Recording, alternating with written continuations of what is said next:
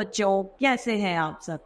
मुझे आशा है आप सभी लोग स्वस्थ और प्रसन्न होंगे। आइए हम हमारे पाठ सुनहरी चिड़िया को आज पढ़ेंगे और समझेंगे। तो देखते हैं इस पाठ को विस्तार से। यह है हमारा पाठ 9, सुनहरी चिड़िया। जंगल में एक बड़ा सा पेड़ था। उस पर तरह तरह के पक्षी रहते थे। उसी पेड़ पर रहती थी सुनहरी चिड़िया। जंगल में जो वृक्ष था वो बहुत बड़ा था। उस एक पेड़ पर ही बहुत सारे पक्षी रहा करते थे। उसी में एक विशेष चिड़िया जो थी वह रहती थी सुनहरी चिड़िया। वह बहुत ही सुंदर थी।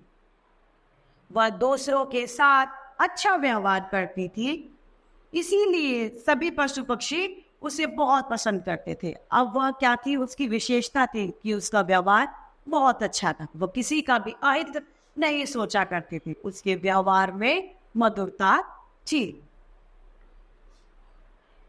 वही एक अन्य चिड़िया भी रहती थी, टिया। उसका क्या नाम था? टिया। एक थी सुनहरी चिड़िया और एक थी टिया चिड़िया। वह किसी से भी अच्छा व्यवहार नहीं करती थी। उसे कोई भी पसंद नहीं करता था। सुनहरी चिड़िया को सभी लोग पसंद करते थे और उसी के विपरीत थी टिया चिड़िया, जिसे कोई पसंद नहीं करता था और उसका व्यवहार भी बहुत खराब था। जब कोई सुनहरी चिड़िया से बात करता तो उसे बुरा लगता था। किसे बुरा लगता था? टिया चिड़िया को। उसे सुनहरी चिड़िया से चिढ़ होती थी। वो सुनहरी चिड़िया से घृणा करती थी। जब भी कोई पक्षी आता और सुनहरी चिड़िया से बात करता तो वो अपने मन में ये सोचती थी, ये क्यों बात कर रहा है, इससे किसी से बात नहीं करनी चाहिए। एक दिन की बात है, सुनहरे के घर मेहमान आने वाले थे।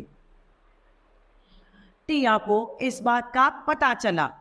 वह चुपके से सुनहरी के घर गई और खाने में कंकड़ मिला आई। उसने क्या किया? खाने में कंकड़ मिला दिए। अब उसने मेहनत से अपने मेहमानों के लिए खाना बनाया और टिया चिड़िया नफरत की वजह से उसमें जाकर कंकड़ मिलाकर आ गई। उसका खाना खराब कर दिया। सुनहरी के घर मेहमान आए, उन्होंने खाना खाया। खाने में बार बार कंकड़ आ रहे थे। क्या आ रहा था? कंकड़ आ रहे थे जो टिया चिड़िया ने मिला दिए थे। उन्हें बहुत बुरा लगा। वे सुनहरी से नाराज होकर चले गए। अब उन्हें क्या लगा कि सुनहरी ने जानबूझकर हमारे खाने में पत्थर डाले हैं, उसने हमें गंदा खाना खिलाया है, और वे सुनहरी चिड़िया से नाराज होकर वहां से चले गए। इस बात पर सुनहरी चिड़िया बहुत दुखी हुई। वही टिया चिड़िया जो थी वह बहुत खुश हुई, क्योंकि वह तो सुनहरी चिड़िया से नफरत करती थी। वह उसका बुरा होना चाहती थी। वो चाहती थी कि सुनहरी चिड़िया के साथ में कुछ ना कुछ बुरा होता रहे। कुछ दिन बाद जंगल में एक शिकारी आया। उसने जमीन पर गेहूं के दाने डाले। शिकारी ने क्या कर दिया? गेहूं के दाने जमीन पर डाल दिए। दाने देखकर टिया को लालच आ गया। वह नीचे उतरी और दाना खाने लगी। अब जो टिया चिड़िया थी वो लालची थी। शिकारी ने जो जाल बिछाया था और उसके लिए उसने गेहूं के दाने डाले। अब टिया चिड़िया के मन में पानी आया और वह नीचे उतरकर उन दानों को खाने लग गई और जाल में फंस गई। वह स्वयं को छुड़ाने की कोशिश करने लगी पर छुड़ा ना पाए। अब जब वो जाल में फंस गई तो कैसे छूट पाएगी? छूट ही नहीं पाई। वह कोशिश करती रही लेकिन वह सफल नहीं हुई। वह चिल्लाने लगी, बचाओ बचाओ। उसकी सहायता के लिए कोई भी नहीं आया।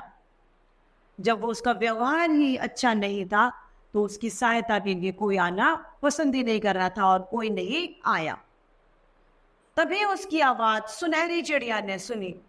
वह अपने मित्र चूहे को बुलाकर लाई। सुनहरी चिड़िया, जिसका टिया चिड़िया सदैव बुरा सोचती थी, वही सुनहरी चिड़िया अपने मित्र चूहे को बुलाकर लेके आई।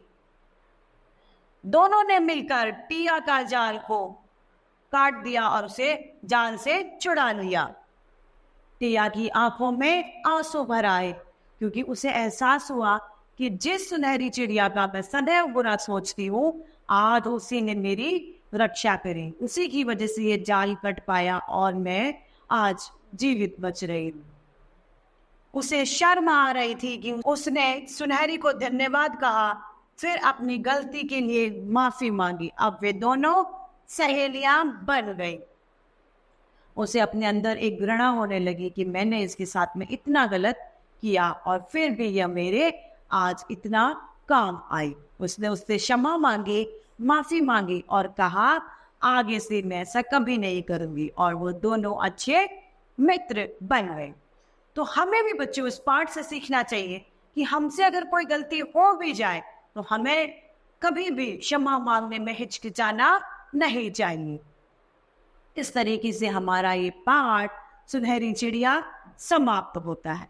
मुझे आशा है आप सभी लोगों को ये पाठ भली भांति रूप से समझ में आया होगा। तो आज के लिए इतना ही, फिर मिलते हैं। धन्यवाद।